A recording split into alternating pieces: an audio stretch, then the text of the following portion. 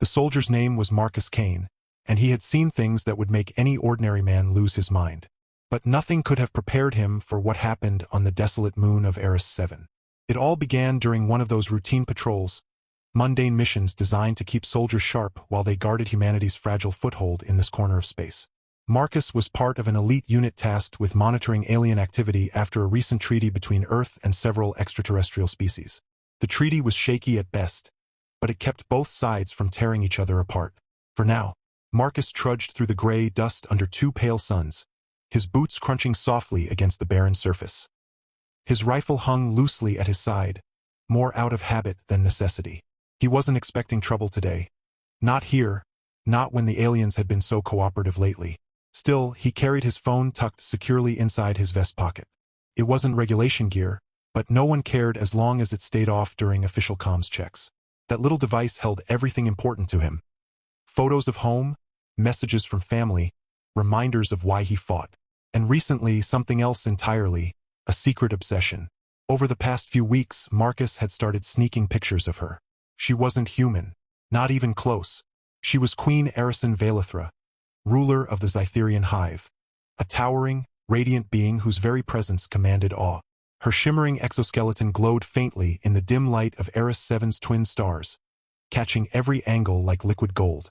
Her elongated limbs moved with impossible grace, and her eyes, those piercing opalescent orbs, seemed to pierce straight through whoever dared meet them. To say she was beautiful would be an insult. Beauty didn't begin to describe her. She was otherworldly perfection incarnate.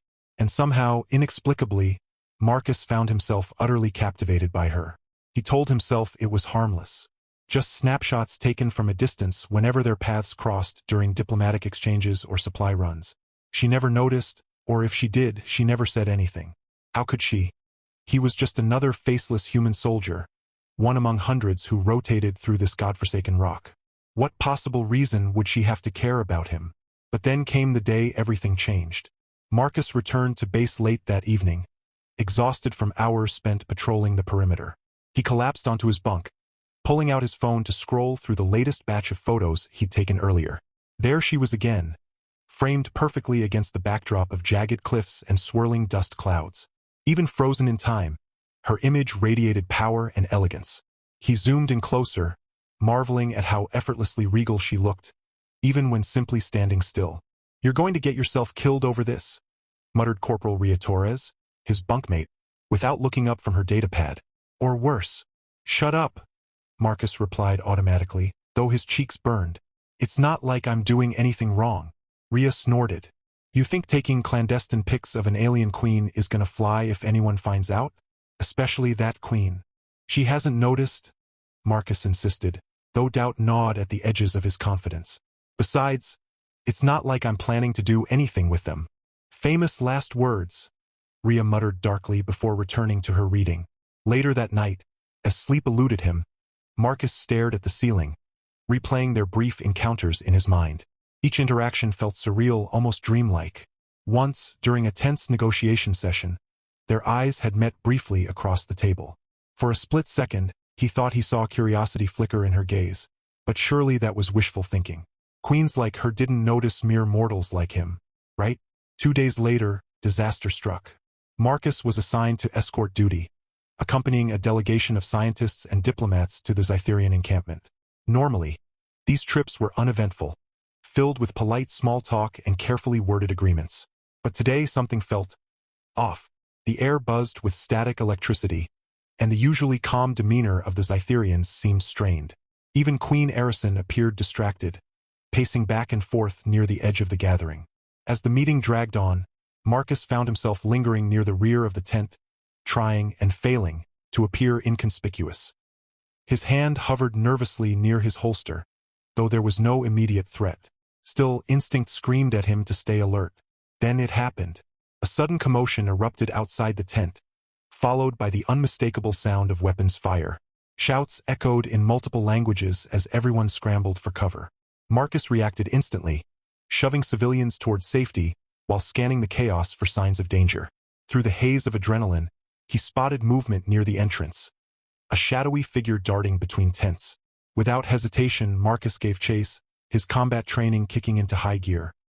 He pursued the intruder deep into the heart of the encampment, weaving through narrow alleys formed by towering spires of bioluminescent crystal. Finally, he cornered the figure behind a cluster of storage pods, weapon raised and ready to fire, only to discover it wasn't an enemy at all.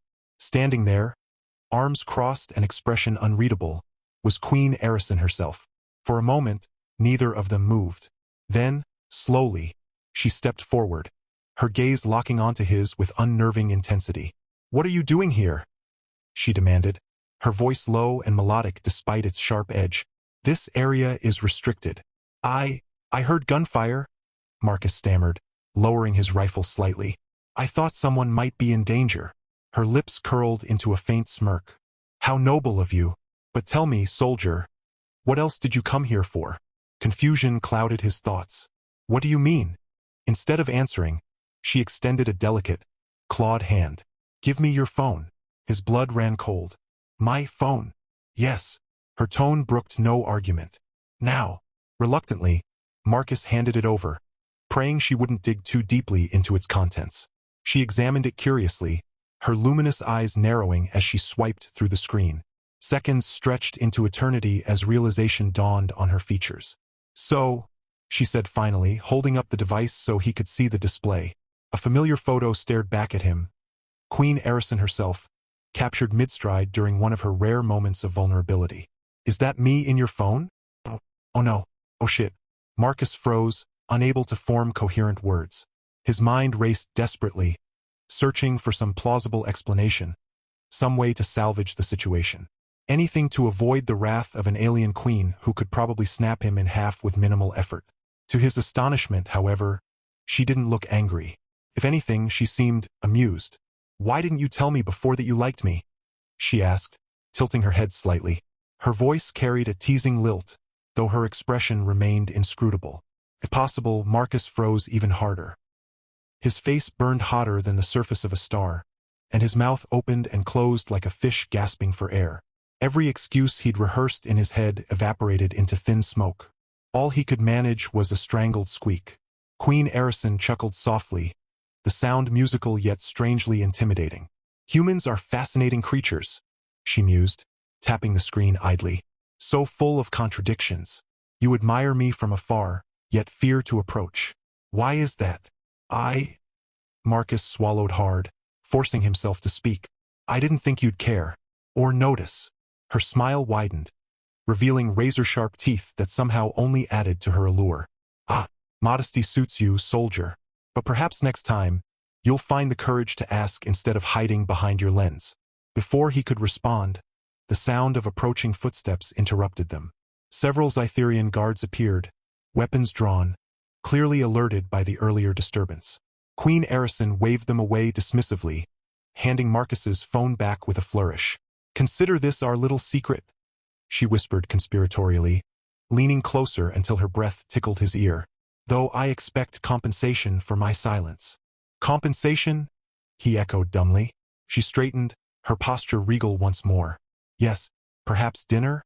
Somewhere quiet, where we can discuss mutual interests." With that, she turned and strode away, leaving Marcus standing there, utterly dumbfounded. Around him, the encampment buzzed with renewed activity as order was restored. Yet none of it registered. All he could focus on was the fact that somehow, impossibly, he'd just been invited to dine with an alien queen. Back at base, Marcus couldn't stop replaying the encounter in his mind. Had it really happened? Or had exhaustion and stress conjured some bizarre hallucination? Either way, he knew he couldn't tell anyone. Not Rhea, not his commanding officer, not even the shrink who occasionally stopped by to check on troop morale. They'd never believe him. Hell, he barely believed himself. Yet the invitation lingered, tantalizing and terrifying in equal measure. Dinner with Queen Erison. The idea was absurd, preposterous, utterly insane. But also intriguing. What did she want from him? Was this some elaborate test? A trap? Or maybe, just maybe, she genuinely wanted to know more about him. About humans. Whatever her motives, one thing was certain. Marcus Kane was in way over his head. And there was no turning back now. The following days passed in a blur of anticipation and dread. Word spread quickly among the troops about an upcoming cultural exchange event, a formal banquet hosted by the Zytherians to celebrate the ongoing peace talks. Naturally, Marcus was assigned to attend as part of the security detail. Only this time, he had a secondary mission. Showing up alone and unarmed, per Queen Aerison's request. The night of the banquet arrived sooner than expected.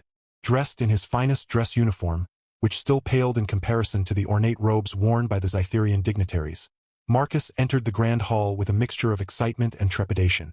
The room sparkled with crystalline lights, casting kaleidoscopic patterns across the walls and ceiling. Alien musicians played haunting melodies on instruments unlike anything he'd ever seen, while servants circulated with trays of exotic delicacies. Amidst the throng of guests, Queen Aerison stood out like a beacon. Tonight, she wore an intricate gown woven from strands of iridescent silk, accentuating her lithe figure and ethereal glow. When she caught sight of him, she beckoned him closer with a graceful wave of her hand. "Soldier," she greeted warmly, her voice carrying a playful undertone. "I trust you haven't forgotten our arrangement?" "No, Your Majesty," Marcus replied stiffly, bowing awkwardly. Up close, she was even more breathtaking than usual. Yes, ma'am. She laughed lightly, placing a gentle hand on his arm to steady him. "Relax, Marcus. We're among friends tonight. No need for formalities." Her touch sent a jolt of electricity coursing through him, leaving him momentarily speechless.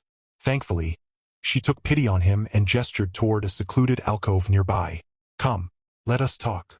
They settled into plush seating arranged around a low table laden with food and drink. Servants hovered attentively, refilling glasses and offering tidbits from silver platters.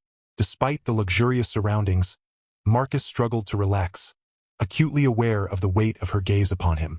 "So," she began, swirling a goblet of luminescent liquid between slender fingers. "Tell me about yourself, Marcus Kane. Who are you beyond the uniform? Where to start?" He hesitated, unsure how much to reveal. Growing up in a small town on Earth? Joining the military to escape poverty? Falling hopelessly under her spell without meaning to? "I'm nobody special," he admitted finally. "Just a guy trying to make a difference." Aerison arched an elegant brow. "Modest again. Admirable but unnecessary. Everyone has a story worth telling. Yours must be particularly interesting if it led you to sneak photographs of queens." Heat flooded his cheeks once more. "About that," she waved a dismissive hand. "No apologies needed. Curiosity is a trait I value highly. Though I admit, I am curious about one thing." "What's that?" Her smile turned mischievous. "Do you truly find me attractive? Or is this merely hero worship gone awry?" Caught off guard, Marcus blurted the first thing that came to mind. "Both." To his relief, she laughed again, the sound rich and melodious. An honest answer. Refreshing. "Now let me ask you something else. Do you believe love transcends species?" Love? The word hit him like a freight train, scattering his already frazzled thoughts. Love hadn't entered the equation, at least not consciously. Admiration, infatuation, obsession perhaps. But love? "I don't know," he confessed honestly. "I've never thought about it before." "Well, consider it now," she urged, leaning forward slightly, "because I intend to explore this connection between us further. Assuming, of course, you're willing." Willing? Of course he was willing. Who wouldn't be? But willing didn't mean ready. Ready meant facing questions he'd avoided asking himself. Questions about identity, loyalty, destiny. Questions with no easy answers. Before he could respond, a sudden commotion erupted near the entrance of the hall. Gasps rippled through the crowd as armed figures burst inside, clad in black armor emblazoned with ominous insignias. Hostile mercenaries. Their leader barked orders in a guttural language, demanding surrender and compliance. Pandemonium ensued. Instinctively, Marcus sprang to his feet, positioning himself protectively in front of Queen Aerison. Around them, guests scattered in panic, seeking shelter wherever they could find it. Zytherian guards mobilized swiftly, engaging the intruders in fierce combat. Chaos reigned supreme. "Stay behind me," Marcus shouted, drawing his concealed sidearm. He fired off several rounds, taking down 2 assailants before reloading. Beside him, Aerison remained eerily calm, her claws flexing as she assessed the situation. "This isn't your fight," she murmured, placing a restraining hand on his shoulder. "Let my people handle it." "It became my fight the moment you trusted me," he countered, determination stealing his resolve. Together, they formed an unlikely duo, defending their position against waves of attackers. Sparks flew as bullets ricocheted off metallic surfaces. Cries of pain mingled with the clash of steel and bone. Through sheer grit and teamwork, they managed to hold their ground until reinforcements arrived. By then, the invaders lay defeated, their bodies strewn across the battlefield like discarded puppets. Silence fell once more, broken only by the ragged breathing of survivors. Breathless and bloodied, Marcus turned to Queen Arison, bracing himself for whatever judgment awaited him.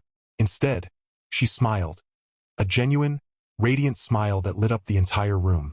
"You've proven yourself worthy, Marcus Kane," she declared softly. "Not just as a protector, but as a partner. Whatever happens next, we face it together." Together. The word resonated deeply, filling him with a sense of purpose he'd never known before. Whatever challenges lay ahead, he knew one thing for certain. Life would never be boring with Queen Arison by his side. Little did either of them realize, however, that their journey was only beginning. Far greater trials and revelations awaited them beyond the horizon. In the days following the attack, Marcus and Queen Arison found themselves drawn closer than ever.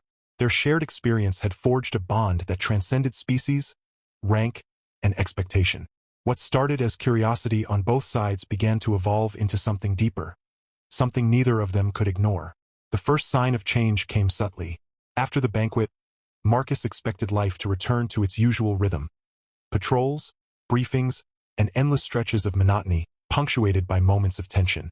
But instead, he found himself receiving frequent summons to the Zytherian encampment. At first, these visits were framed as cultural exchanges, official enough to avoid suspicion but intimate enough to feel personal.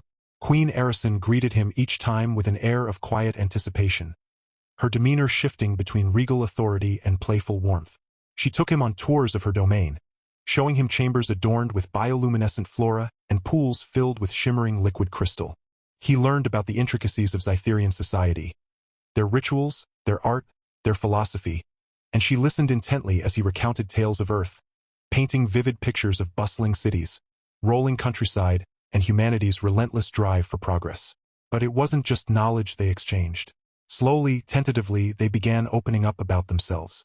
Marcus spoke of his childhood in a small Midwestern town, where dreams often felt like distant stars unreachable by ordinary means. He confessed how joining the military had been both an escape and a way to prove his worth. In turn, Arison revealed glimpses of her own past, her ascension to the throne after centuries of preparation, the weight of ruling a hive mind, and the loneliness that came with being set apart even among her kind. One evening, as they sat together beneath the twin moons of Eris 7, Marcus dared to ask the question that had lingered in his mind since their initial encounter. "Why me?" he said softly, staring at the horizon streaked with violet hues. "You could have anyone. Why choose someone like me?" Arison tilted her head, her opalescent eyes reflecting the moonlight. "Because you see me," she replied simply. "Not as a queen or a symbol, but as me. That is rare, precious." Her words left him speechless, yet they resonated deeply within him. For so long, he'd feared rejection, convinced that someone like her would never notice someone like him. Yet here she was, acknowledging his presence not out of obligation or amusement, but because she genuinely valued it. As weeks turned into months, their connection deepened further. They began spending more time alone, away from prying eyes. Sometimes, they wandered through hidden gardens carved into the cliffsides, discussing everything from poetry to politics. Other times, they sparred lightly in training arenas, laughing as Marcus fumbled under her superior speed and strength.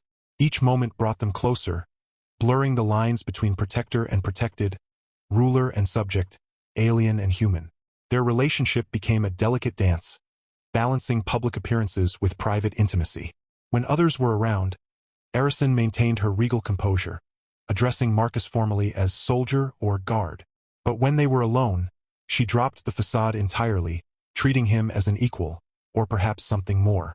There were stolen glances during diplomatic meetings, lingering touches when no one else was looking, and whispered promises exchanged in shadowy corners. Yet despite the growing closeness, there were challenges too. The cultural differences between them sometimes created friction. Marcus struggled to understand the collective consciousness of the Zytherian hive, while Arison grappled with the concept of individuality that defined human existence. Misunderstandings arose frequently, though they always resolved them through patience and honesty. One particularly heated argument occurred after Marcus inadvertently insulted the hive's communal decision-making process.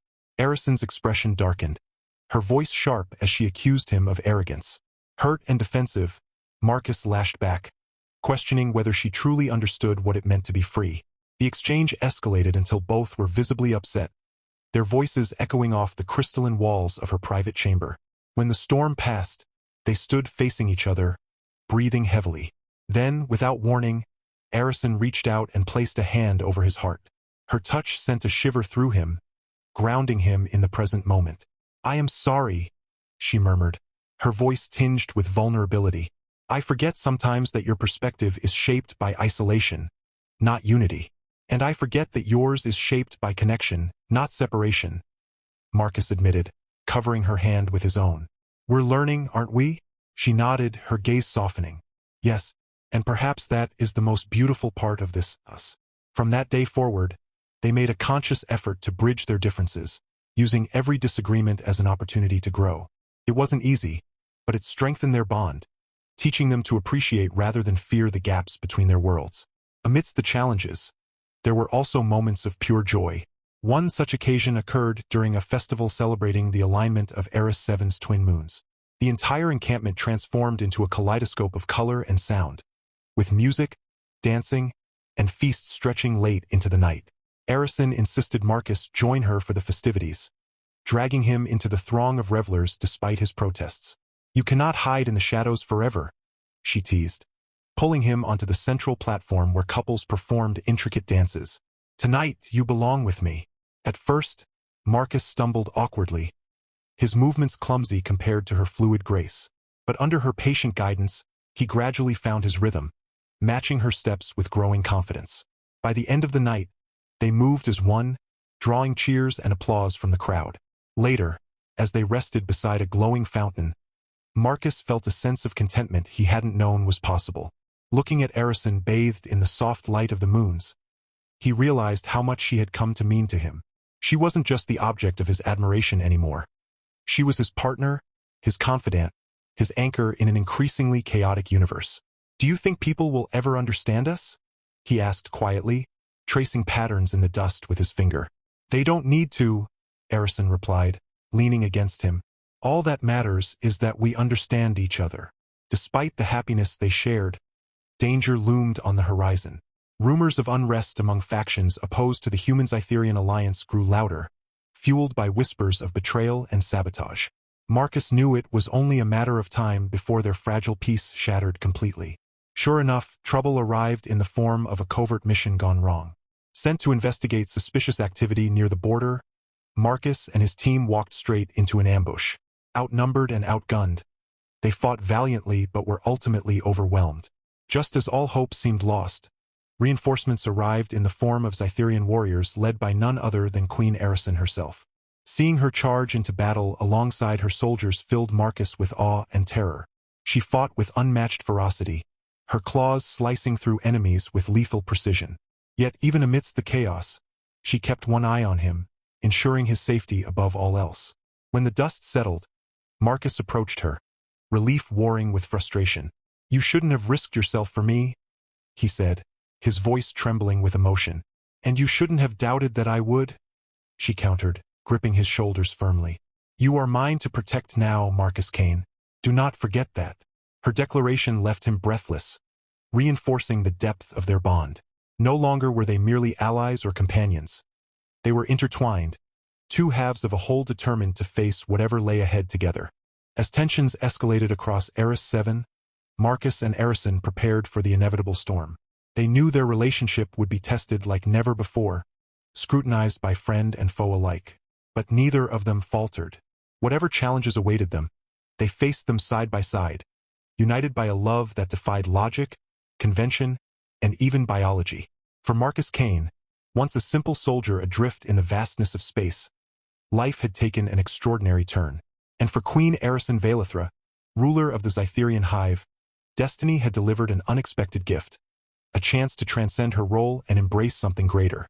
As the days turned into months, Marcus and Arison's bond continued to flourish, becoming a beacon of hope amidst the growing unrest on Eris 7. Their relationship, once a quiet secret shared only between them, slowly began to ripple outward, touching the lives of those around them. The humans marveled at the alien queen who had chosen one of their own, while the Zytherians whispered about the human soldier brave enough to stand beside their sovereign. Despite the initial skepticism from both sides, their love proved undeniable, a testament to unity in a fractured world. The decision to marry came unexpectedly but naturally. It wasn't announced with grand fanfare or political posturing. Instead, it was a quiet moment of clarity during one of their private walks through the crystalline gardens. They stood beneath an archway of glowing vines, the twin moons casting shimmering reflections on the nearby pond. Marcus reached for her hand, his voice steady yet filled with emotion.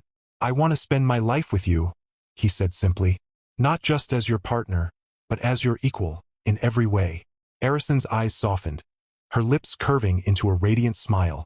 "And I wish to bind myself to you, not as a queen, but as a woman who has found her other half." She paused, tilting her head thoughtfully. "But do you understand what this means? To join our worlds so completely?" Marcus nodded without hesitation. "I do, and I'm ready." Their wedding ceremony was unlike anything Eris 7 had ever seen. A fusion of human traditions and Zytherian rituals that celebrated not just their union, but also the harmony they represented. For the humans, there was music and laughter, vows spoken under a canopy of stars. For the Zytherians, there were ancient rites involving bioluminescent crystals and synchronized chants that resonated deep within the soul. Together, the two cultures wove something beautiful, a tapestry of unity stitched with threads of gold and silver light. When the final blessing was given, Marcus and Arison stood side by side, clasping hands as cheers erupted from the crowd. In that moment, they weren't just husband and wife. They were symbols of peace, proof that love could bridge even the widest chasms. Life after marriage brought new joys and challenges. As time passed, their family grew in ways no one could have predicted. Though biology suggested their union might be impossible, fate seemed determined to defy logic. One day, during a routine medical checkup, Marcus received news that left him speechless. Arison was pregnant. "How is this possible?" he asked, staring at the holographic scan displaying the tiny life forming within her. "The universe works in mysterious ways," Arison replied, her hand resting gently on her abdomen. Her expression was serene, though her eyes sparkled with wonder. "Perhaps it is a sign, a gift meant to remind us that nothing is truly beyond reach." True to her words, their children arrived one by one, each more extraordinary than the last. The firstborn, a boy named Kale, inherited his mother's luminous skin and his father's determined gaze. Next came Lyra, a girl whose laughter sounded like wind chimes and whose curiosity knew no bounds.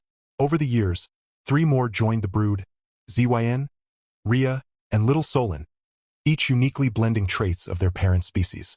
Raising such a diverse family required creativity and compromise. Meals often consisted of hybrid dishes, combining earth staples like potatoes and bread with Zytherian delicacies made from crystalline fruits and liquid nectar. Bedtime stories featured tales of Earth's heroes alongside legends of the Zytherian hive. Holidays were celebrated twice, once according to human customs and again with Zytherian ceremonies. Despite the occasional chaos, their home radiated warmth and laughter. Marcus took great pride in teaching his children about resilience, courage, and the importance of standing up for what was right. Arison, meanwhile, instilled in them a deep appreciation for connection, empathy, and the beauty of collective strength. Together, they shaped their offspring into individuals capable of bridging worlds. Peace reigned on Eris 7 for a time, thanks largely to the efforts of Marcus and Arison. Their marriage became a cornerstone of the fragile alliance between humans and Zytherians, inspiring others to seek common ground rather than division. Trade flourished, cultural exchanges became commonplace, and joint missions to explore the far reaches of space united soldiers and scientists from both species. Yet challenges still arose. Not everyone welcomed the idea of interspecies cooperation, and pockets of resistance remained. There were assassination attempts, sabotage efforts, and heated debates in diplomatic chambers. But Marcus and Arison faced these trials together, drawing strength from their love and the unwavering support of their children. One particularly harrowing incident occurred when a rogue faction launched a coordinated attack on both the human base and the Zytherian encampment. The assault was brutal, designed to shatter trust and reignite hostilities. But instead of succumbing to fear, the two communities rallied behind their leaders. Side by side, humans and Zytherians fought back, defending their shared future with every ounce of determination they possessed.